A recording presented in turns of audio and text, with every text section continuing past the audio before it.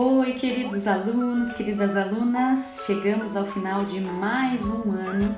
Esse ano foi um ano difícil, diferente, mas vencemos juntos. E para terminar super bem, gostaria de hoje relembrar alguns dos assuntos que nós estudamos durante esse ano. Quero convidar você a lembrar que nós começamos a estudar lá na escola e falar sobre os retratos. Você lembra o que é um retrato? Você lembra que há muito tempo atrás não existia fotografia e quando alguém queria ter um retrato em casa, essa pessoa precisava contratar um artista para pintar ou desenhar esse retrato. E o retrato nada mais é que a cópia fiel da imagem de uma pessoa. Pode ser feita por pintura, por desenho, por fotografia. Existem também alguns artistas que fazem retratos de forma muito criativa, como por exemplo o artista que nós conhecemos é Giuseppe Arcimboldo. Ele fazia retratos usando frutas, verduras, flores e sementes. Você pode observar lá na página 9 do seu livro. Nós conhecemos também a artista Tarsila do Amaral e o seu autorretrato. Aprendemos que o autorretrato é a representação que o artista faz da própria imagem. Então, quando você se desenha, se pinta, você está fazendo um autorretrato. Aprendemos também ou relembramos o conceito de releitura.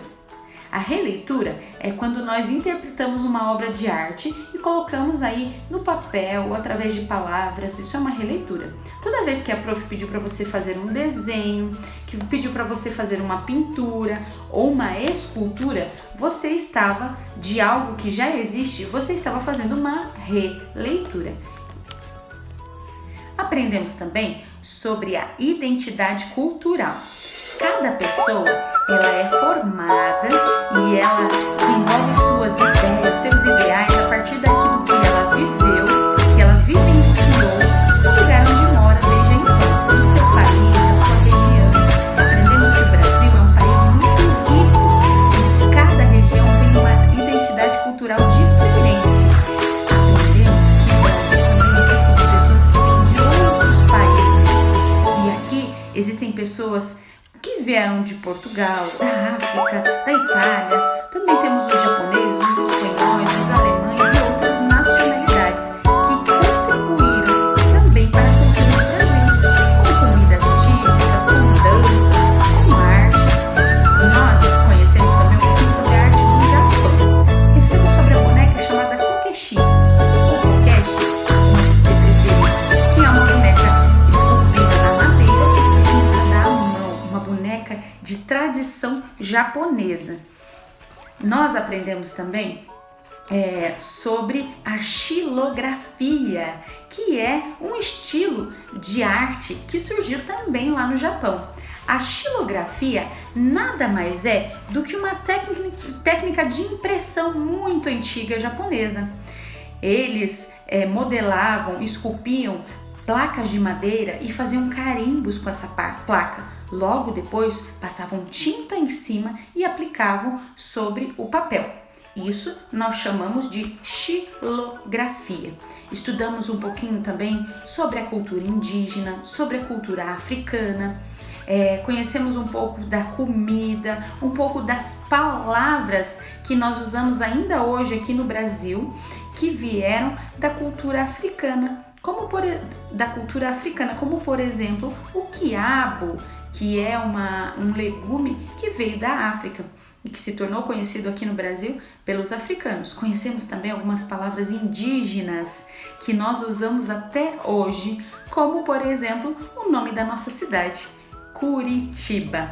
Você pode procurar lá na nossa aula sobre a cultura indígena que está no eClass. Só clicar na aba procurar aula e você encontrará. Na unidade 2, nós estudamos um pouquinho sobre os animais. Nós descobrimos que existem muitos artistas brasileiros que são apaixonados pelos animais e que eles amam pintar os animais. Nós conhecemos também um artista chamado Florentin Hofmann, que ele é holandês e que ele gosta muito de criar esculturas gigantes e ele criou uma escultura chamada Coelho Gigante Amarelo, que foi feita de madeira, concreto, metal e telhas e que fica lá na Holanda. Nós também vimos um pouquinho sobre a nossa casa, sobre a nossa família. Que ano mais propício para estudar sobre a nossa casa? Conhecemos a artista brasileira chamada Adriana Tavares, que gosta muito de pintar falar sobre os ambientes da casa nos seus quadros, e ela usa muitas cores e muitos detalhes dentro das suas obras. Adriana Tavares é uma artista plástica carioca, ou seja, nasceu no Rio de Janeiro, que busca inspiração nas cenas do dia a dia, e as suas obras são muito, muito coloridas. Falamos um pouquinho também sobre as diferenças que nós temos na nossa família, certo? Cada um tem a sua história, carrega a sua bagagem. Nós conhecemos alguns artistas que pintaram a família de formas diferentes. Falamos um pouquinho sobre Pierre Auguste Renoir, que ele pintava as famílias exatamente como ele as enxergava. Falamos também sobre o pintor Fernando Botelho, que gostava de deixar a família um pouco mais diferente, um pouco mais alegre, bonita e cheia de cor. E nós conhecemos também sobre o Lázaro Segale, que tinha um formato diferente de pintar as obras de arte. E ele fazia tudo meio distorcido, com formas exageradas. E nós também conhecemos ali o quadro dele, que se chama Família, de 1919. Nós falamos um pouquinho também sobre a artista Andresa Cazzani, que é uma artista brasileira, que gosta de introduzir um pouco de textura visual em suas obras, que mais pra frente nós vamos lembrar o que é. Nós estudamos também sobre as cores do arco-íris. O arco-íris é um nome dado para 7 cores vistas quando a luz do sol atravessa as gotas de chuva. Nós aprendemos sobre isso, fizemos uma experiência muito legal e desenhamos também. Estudamos também sobre a vida no campo e na cidade. Conversamos sobre as diferenças que tem esses dois ambientes, suas paisagens, seus sons. Conhecemos algumas obras do artista Dalvo Saulo, do artista Neto Silva e do artista Cristiano Sidotti, que representam, através da pintura, essas diferenças da vida no campo, na cidade pequena e na cidade grande. Nós também relembramos as cores primárias, que são as cores puras, e a partir delas nós podemos misturar muitas outras cores. Conhecemos o artista Aldemir Martins, que é um artista brasileiro que nasceu no Ceará e que ama pintar animais domésticos. Vimos a sua obra Os Gatos no nosso livro. Falamos também sobre a textura. Estudamos sobre que a textura é a sensação de tocar ou de ver, né?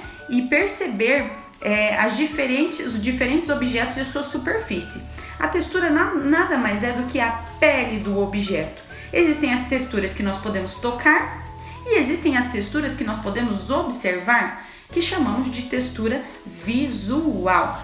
Nós realizamos também um desenho sobre a lixa, né, que foi uma das nossas últimas atividades avaliativas. Falamos também sobre a memória e como ela é importante para guardar em nossa mente obras de arte que observamos, lugares que conhecemos e como nós exercitamos a nossa memória através de um desenho de memória. Falamos um pouquinho também sobre o artista Vincent van Gogh e conhecemos um pouquinho sobre a sua história e quando ele pintou o quadro Noite Estrelada, que foi uma obra muito famosa que ele pintou de memória quando estava internado em um hospital.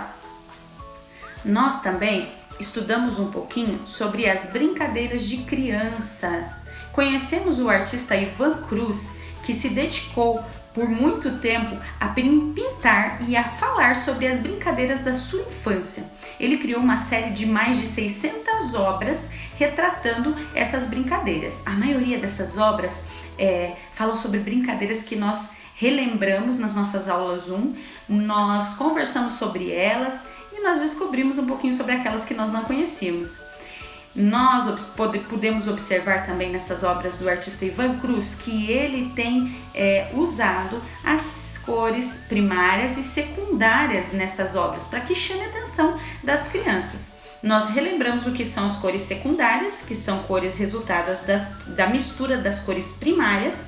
As cores secundárias são verde, laranja e roxo. E nós também treinamos através de uma misturinha que nós fizemos na nossa aula.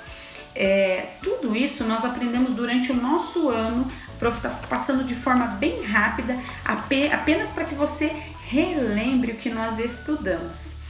Quero agradecer a todos vocês que estiveram presentes nesse ano. Muitos conteúdos nós não vamos citar aqui, que são coisas que nós estudamos todos os dias e vamos continuar estudando juntos. Agradeço muito pela paciência de cada um, por aqueles que fizeram suas atividades, por aqueles que aprenderam a se divertir.